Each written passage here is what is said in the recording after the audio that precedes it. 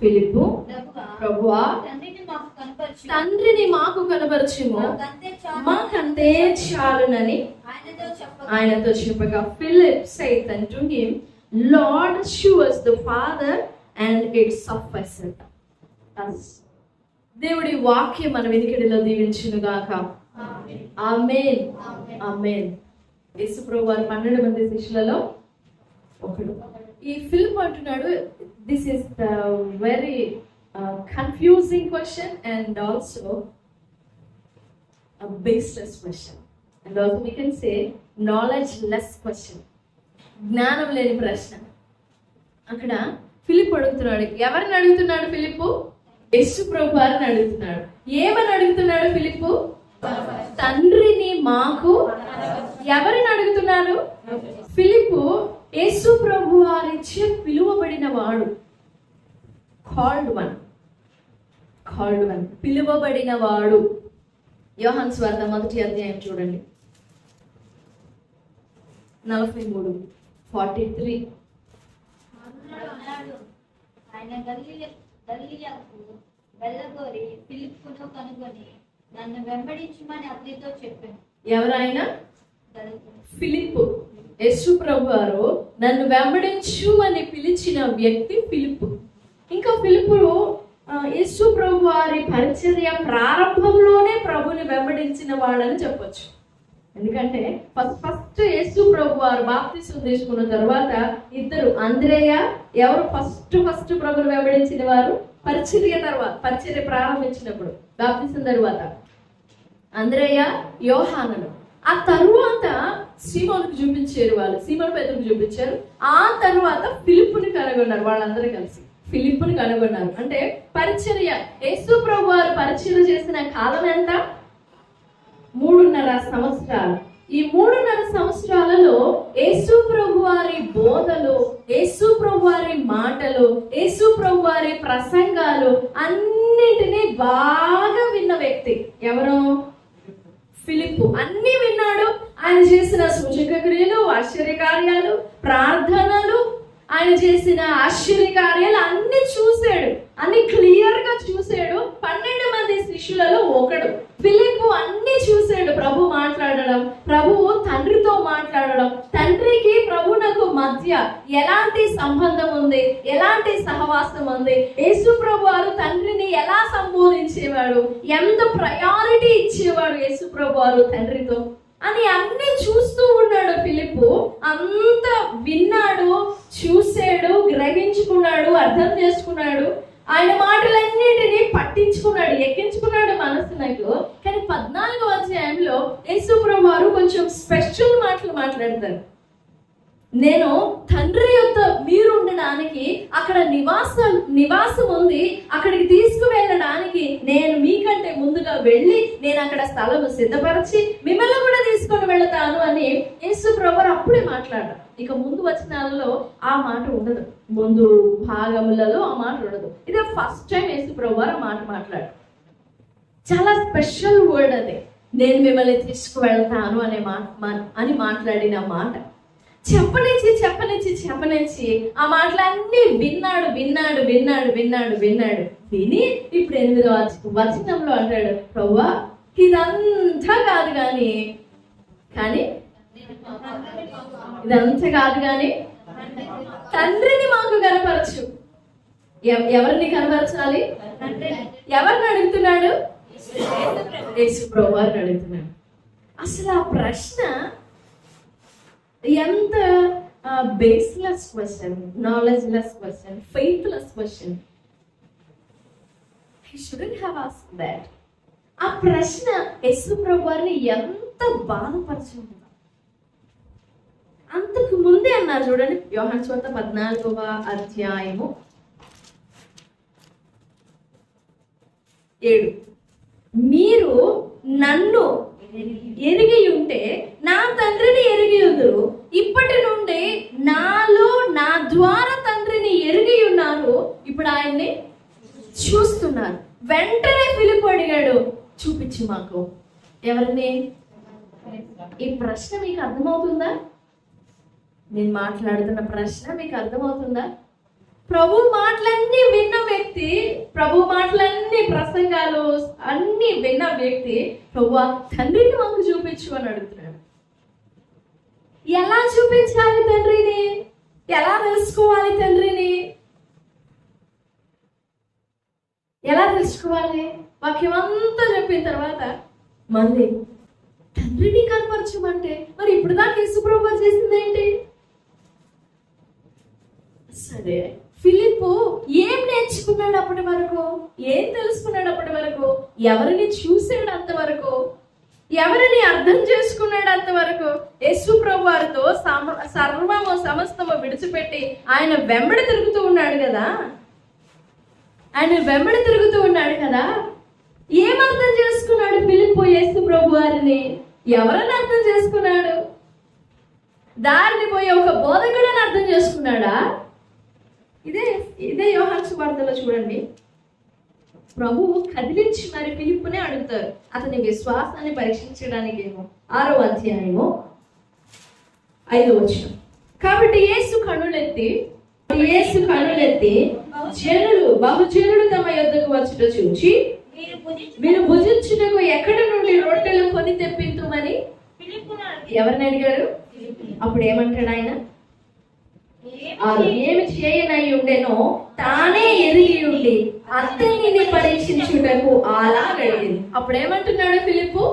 ఏమి చేయనై ఉండెనో తానే ఎరిగి ఉండి అతనిని పరీక్షించుటకు. అప్పుడు ఫిలిప్ అంటున్నాడు 7వ వచనం, అందుకు ఫిలిప్పు వారిలో ప్రతి వాడును కొంచెం కొంచెం పుచ్చుకొనుటకైనను 200 దేనారముల రొట్టెలు చాలవని ఆయనతో చెప్పెను. ఒకడు అనగా సీమోను పేతురు సహోదరుడైన అంద్రెయ. ఆ అంద్రెయ విశ్వాసం చూడండి, ఏమొచ్చిన 9వ వచనం. అంద్రెయ విశ్వాసం. ఇక్కడ ఉన్న ఒక చిన్నవాణి యొద్ద 5 యవల రొట్టెలు 2 చిన్న కప్పులు ఉన్నవి కానీ ఇవి ఎంతమందికి, ఇవి ఏమాత్రం అని ఆయనతో అని. చాలు, వాళ్ళిద్దరు వేరియేషన్ ఒకటే కావాలి, ఫిలిప్పు ప్లస్ అంద్రెయ. చిన్న 5 రొట్టెలు ఉన్నాయి, 2 చేపలు ఉన్నాయి. వాటిని మెన్షన్ చేశాడు అంద్రెయ. ఆ చిన్న పిల్లవాడు నీ దగ్గర ఏమైనా ఉన్నాయా నన్ను అడిగాడా అంద్రెయ? లేదా ఆ చిన్న పిల్లవాడే తీసుకొచ్చి అంద్రెయకి చూపించాడా? ప్రభు దగ్గర ఈ మాట చెప్పకుండా ఆ చిన్న పిల్లవాడిని అక్కడికే పంపించేసుకుంటే అది వేరే విషయం, అంద్రెయ విశ్వాసం లేదనే చెప్పొచ్చు. కానీ ఆ చిన్న పిల్లవాడు తీసుకొచ్చాడని అంద్రెయ ప్రభు దగ్గర మెన్షన్ చేశాడు కదా, అది పాయింట్. ఫిలిప్ ఏమన్నాడు? 200 దేనారాలకు రొట్టెలన్నీ తీసుకొచ్చి వీళ్ళందరికీ పంచిపెట్టినా, ముక్కలు చేసి సగం సగం పంచిపెట్టినా కానీ చాలా. అంటే దాని భావం ఏంటి? అసలు ఫిలిప్ ఏం నేర్చుకున్నాడు ప్రభు దగ్గర? ఏం చూశాడు ప్రభు దగ్గర? వీళ్ళందరికీ ఆహారం పెట్టాలనుకుంటున్నాను, ఎలా చేయాలి? ప్రభు తెలియకనా? ప్రభు మీరే ఎరుగుదరయ్యా అంటే ఎలా ఉంటది? ప్రభు మీరే చూడండి అయ్యా అంటే ఎలాగుంటది? ప్రభు యొక్క సామర్థ్యాన్ని క్వశ్చన్ చేయడం. సరే దేవ భోజనం పెట్టాలంటున్నావు, సరే తీసుకొస్తున్నా కానీ వీళ్ళందరికీ ఎక్కడి నుంచి వచ్చి ఎక్కడా సరిపోతుంది, ఎలా సరిపోతుంది అని ప్రభు యొక్క క్యాపబిలిటీ ఆర్ ప్రభు యొక్క కనికరాన్ని, భోజనం పెట్టాలనే దాని కనికరం, ఆ కనికరాన్ని క్వశ్చన్ చేస్తున్నట్టు. ఎలా సరిపోతాయి అనుకుంటున్నావు దేవా భోజనం పెట్టాలని నీ ఆలోచన? కానీ చూసావా ఎంతమంది ఉన్నారో? ఒక్కసారి కళ్ళు తెరిచి అలా చూడు, కనపడుతున్నారా? కానీ అంతరయ్య వెంటనే వచ్చి బాబా ఆ చిన్న పిల్లవాడి దగ్గర 5 రొట్టెలు ఉన్నాయి, 2 చేపలు ఉన్నాయి అక్కడ కట్ చేసుకోండి, ఉన్నాయి. ఆ తర్వాత అంటాడు ఇది ఎంతమందికి ఏమాత్రమో మెన్షన్ అన్న చేశాడు కదా అంద్రెయ. ఇక ఆ తర్వాత 14వ అధ్యాయంలో కనపడతాడు ఫిలిప్పు. 3 ప్రస్తావనలు ఉంటాయి, ఉన్నాయి వేరేవి కూడా. కానీ ఈ 3 ఫిలిప్పు యొక్క క్యారెక్టర్ బిల్డింగ్ చూడొచ్చు. అతని విశ్వాసం కానీ, అతను ప్రభుని వెంబడించిన విధానం కానీ ఎలాంటిదో మనం గమనించవచ్చు. అంత చూసి, అంత విని, అంత అనుభవించి, ప్రభు మాటలు విని విని విని ఆయన ఆలకించి అంత అయిపోయినాక అంటున్నాడు 14వ అధ్యాయం అంటే ప్రభు అప్పగింపబడే దినములు అవి. ఒక రెండు మూడు దినముల ఆ రోజా ప్రభు అప్పగింపబడే టైం అది. ఆ మూమెంట్ లో అడుగుతున్నాడు, తండ్రిని మాకు చూపించమని.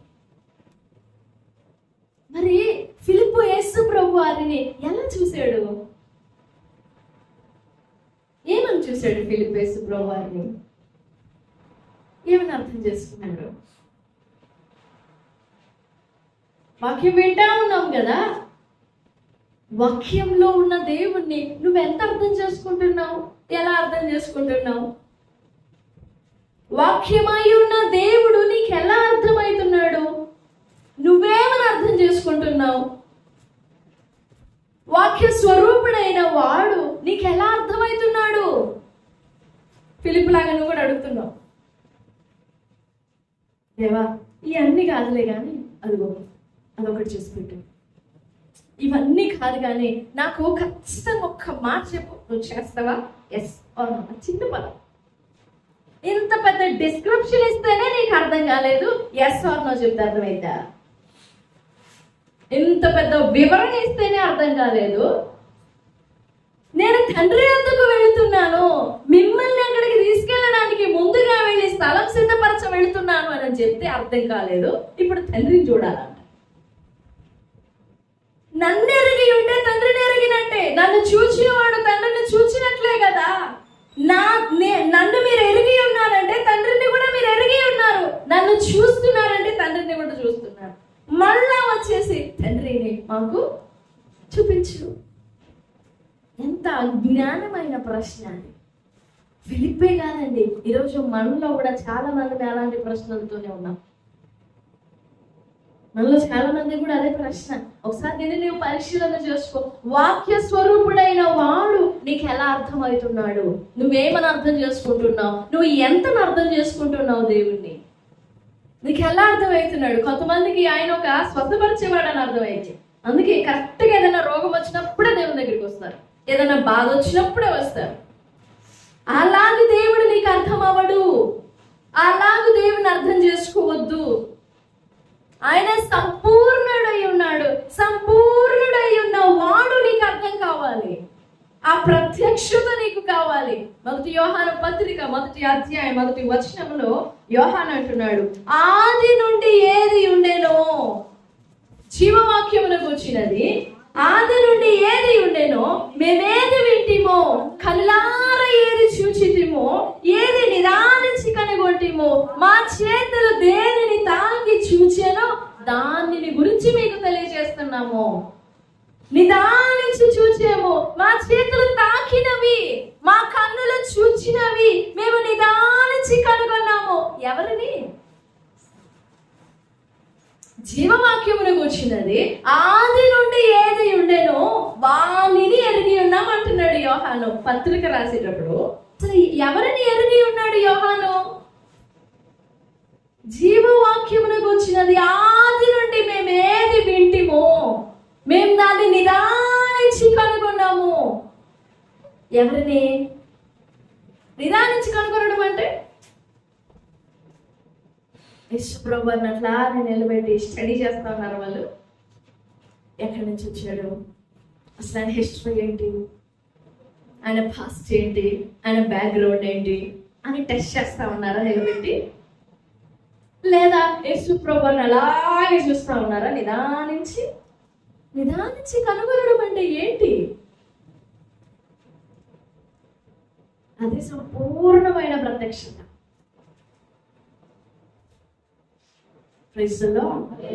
ఆది నుండి ఉన్న వాని ప్రత్యక్షత కావాలండి నీకు నాకు. అది లేదు ఫిలిప్పుకి. ప్రభు పిలవగానే వచ్చేసాడు, నన్ను వెంబడించు అంటే వచ్చాడు, వచ్చి ఏమి నేర్చుకోలేదు. పైగా మళ్ళీ తిరిగి ప్రశ్న ఒకటి, 3.5 సంవత్సరము పరిచర్యలో పాలు పొంది భాగస్థుడై ప్రభు వెంట తిరుగుతూ ఉన్నాడు. ప్రభు వెంట తిరుగుతూ ఉన్నాడు. ఇప్పుడు అడుగుతున్నాడు, ప్రభువా మీ తండ్రిని చూపించవా? ప్రభువా, ఫిలిప్పు ప్రశ్నని తప్పు పట్టట్లేదు మనం, కానీ ఫిలిప్పు ప్రశ్నలో మన పరిస్థితిని కనుగొంటున్నాం, మన పరిస్థితిని, మన విశ్వాసాన్ని పరీక్షించుకుంటున్నాం. ఫిలిప్పులా ఉందా మన భక్తి కూడా? ఒకసారి నేను పరిశీలించుకో. దేవుడు నీకెంత అర్థమయ్యాడు? దేవుడు, ఈ ప్రశ్న అర్థమైందా? అర్థమవుతుందా? ఇదేమన్నా కొత్తగా ఉందా? హార్డ్గా, కష్టంగా ఏం లేదు కదా. దేవుడు నీకు ఎంత అర్థమయ్యాడు పరిశీలన చేసుకో. దేవుని నువ్వు ఏమని, ఎంతని అర్థం చేసుకుంటున్నావు? Second question. దేవుణ్ణి ఎంతని, ఏమని అర్థం చేసుకుంటున్నావు? ఇప్పటి వరకు ఎంత చేసుకున్నావు, ఎంత చేసుకున్నావు, ఇప్పుడు ఎలా చేసుకుంటున్నావు? ఈ రెండు ప్రశ్నలకి నీకు అర్థం తెలియాలి, సమాధానం తెలియాలి. ఈ రెండు ప్రశ్నలకి అర్థము, సమాధానం తెలియకపోతే ప్రభు ప్రేమను బట్టి నేను పరిశీలన చేసుకో, ప్రభు కనికరాన్ని బట్టి నేను పరిశీలన చేసుకో. ఆయన పరిశుద్ధ గ్రంథం అంతట్లో ఎన్ని లేఖనములు ఉన్నాయి, ఎన్ని అధ్యాయాలు, ఎన్ని వచనములు, ఎన్ని మాటలు, ఎన్ని పదాలు, అన్ని దైవవాక్యములు. దేవుని వాక్యము, all scriptures were breathed out by God.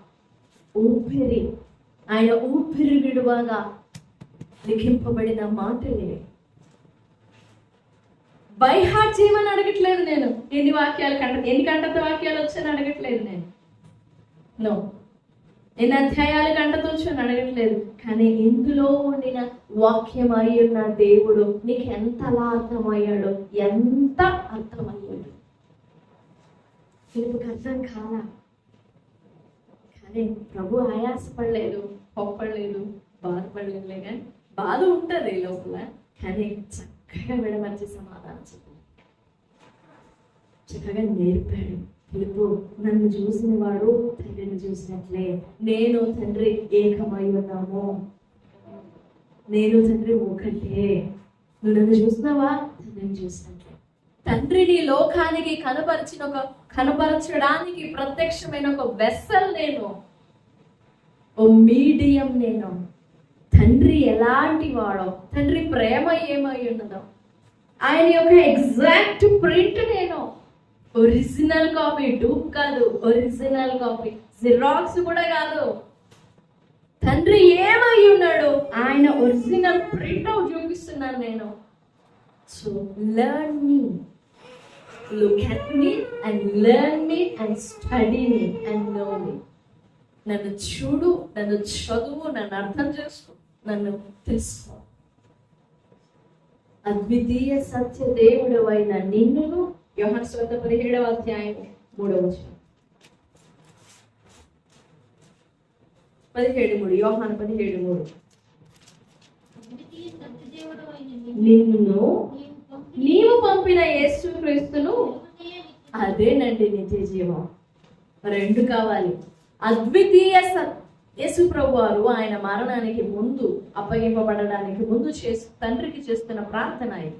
తండ్రి, అద్వితీయ సత్యదేవుడు అయిన నిన్నును నీవు పంపిన యేసుక్రీస్తును ఎరుగుటయే నిత్య జీవం. నీకు అర్థమవుతుందా మాట?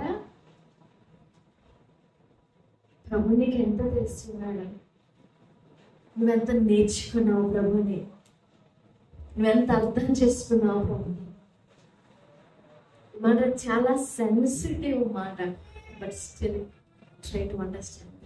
అర్థం చేసుకో, ప్రశ్నించుకో. ప్రభు, ఇంతవరకు నీతో నడిచాను కదా, ఇంతవరకు భక్తి చేశాను కదా, ఇంతవరకు మిమ్మల్ని వెంబడిస్తూ వచ్చాను కదా, నేను అసలు మిమ్మల్ని ఎంత అర్థం చేసుకున్నాను,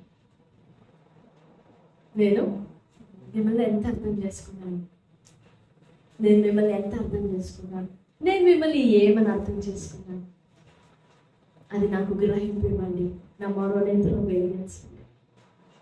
ఫిలిప్పు లాగా నేను మళ్ళీ అడగకూడదు, మిమ్మల్ని నేను అనకూడదు. ఫిలిప్పు కంటే ప్రభు చెప్పాడు అక్కడ, తర్వాత నువ్వు ప్రశ్నిస్తే చాలా చివరి దినాలు వాక్యం మరుగైపోతుంది. ఎప్పుడు మంచి ప్రశ్నిస్తున్న సమయంలో నిన్ను పరీక్ష చేసుకో. ప్రభు, నేను మిమ్మల్ని ఎంత అర్థం చేసుకున్నానయ్యా, నేను ఇంకెంత అర్థం చేసుకోవాలి, ఎంత అర్థం చేసుకోవాలో అంతగా నా హృదయాన్ని తగ్గించి, నా హృదయాన్ని తెరిచి శుద్ధి మిమ్మల్ని నేను ఎంత అర్థం చేసుకోవాలో అంతగా నేను అర్థం చేసుకునే శక్తి, సామర్థ్యం, ఆ కెపాసిటీ నాకు దయచేయ్యా.